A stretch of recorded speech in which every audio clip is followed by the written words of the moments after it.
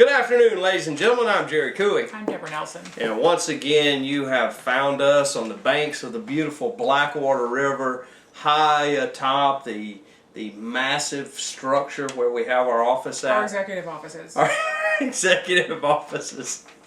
And we're here to bring you another episode, I guess you could say.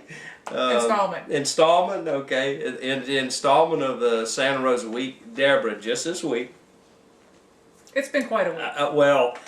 What I was going to say was I'm not going to name his name, but he's going to know that I'm talking about him, and nobody else will.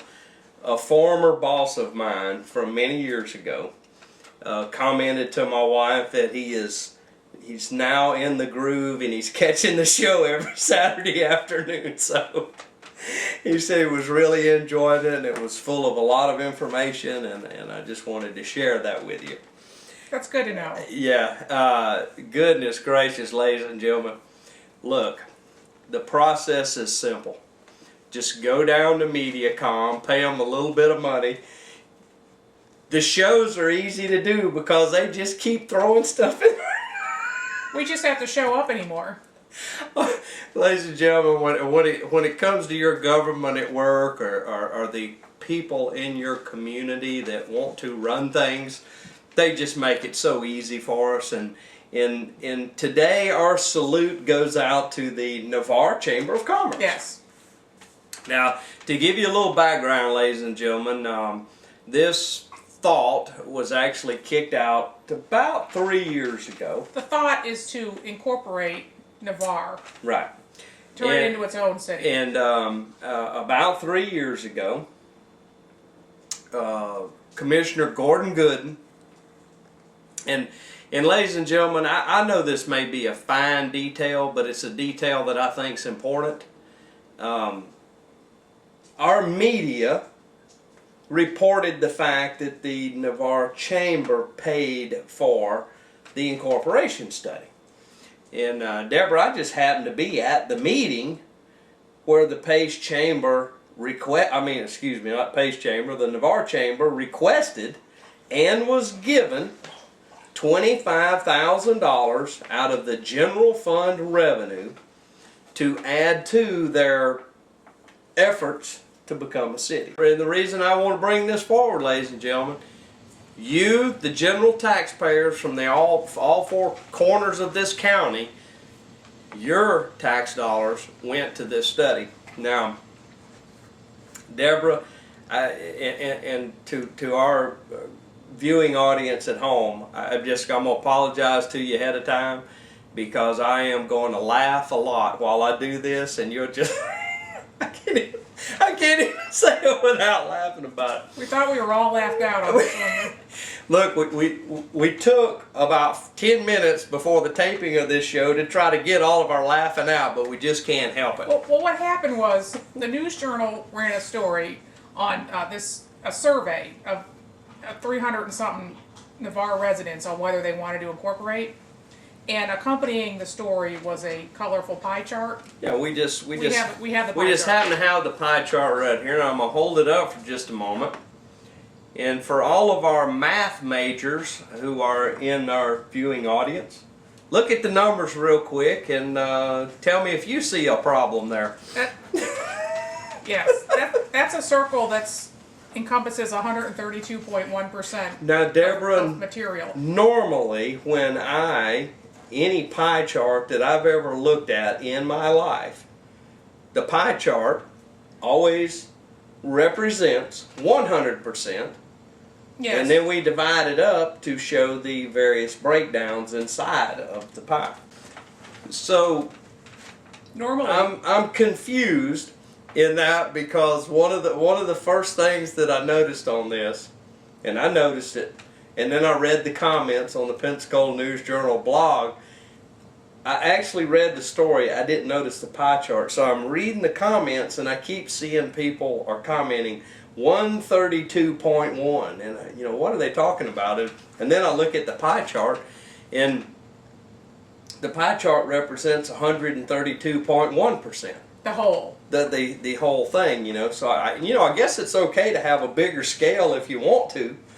Well, it's counterintuitive that the whole pie would be 132%. But you know, we know that there have been some math and physics advances in recent years where it's kind of hard to wrap your brain around sometimes. Well, I see you have a couple books that you brought out. I have a book that I'm trying to get some help here. This is a brief history of time.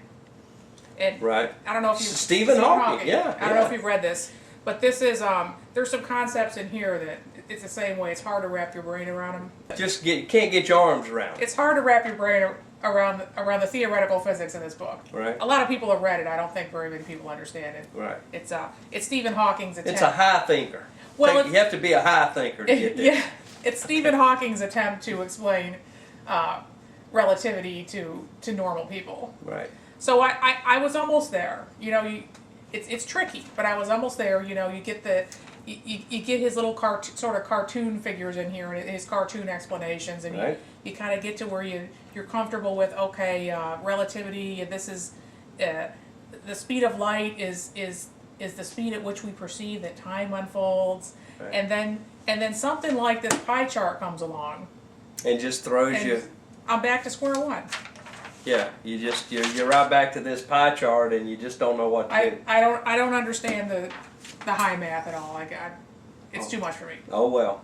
I'm back to square you know, Stephen Hawking's is still alive. Maybe we could get Mr. Hawking's involved into 100% pie chart. You know, he should be able to. Well, I think probably has something to do with relativity. It depends on where you fall. Humidity. What about humidity? Perhaps the speed at which you're traveling.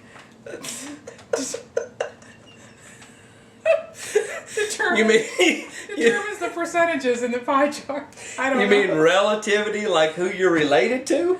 Well, maybe, I don't know. That's another possibility. So we're confused. You know, the other thing that's just unbelievable to me, and I can only read the newspaper story to you. Let's do that. So here we go. This is potentially encompassing 32,000 people in Navarre. Okay? Who would fall under incorporation. Who would fall and therefore have more taxes to pay. And after a month and a half of efforts to get people to to look at their survey, the newspaper article says that 336 people responded to the survey. Now, once again, we may have to involve the University of West Florida, maybe Florida State, or the Florida Gators math department. But you know, Deborah was just doing a little scratching around, and now this is from the Chamber's website. This is the survey results. If you add these numbers up, which is all the people that responded to one section of the survey, and look, I watched Deborah do it twice, and she did it longhand math. Yes, I did. But both times she came up with 447 people that responded. Although the total column actually says 336. Which matches the newspaper story, but we now we contacted the newspaper, and they said we got the number from the Chamber, and we're checking with them, and we contacted the Chamber, and as of now, the Chamber said we're checking with the survey company. They're fact checking because we're not sure what happened with the survey company. My guess is that the survey company allowed people to answer more than one question. I'm guessing that's what happened. Well, you know, I think the thought that comes to my mind, here's a group of people that want to reign supreme and become kings over 32,000 of our neighbors, and they're having problems with simple math here.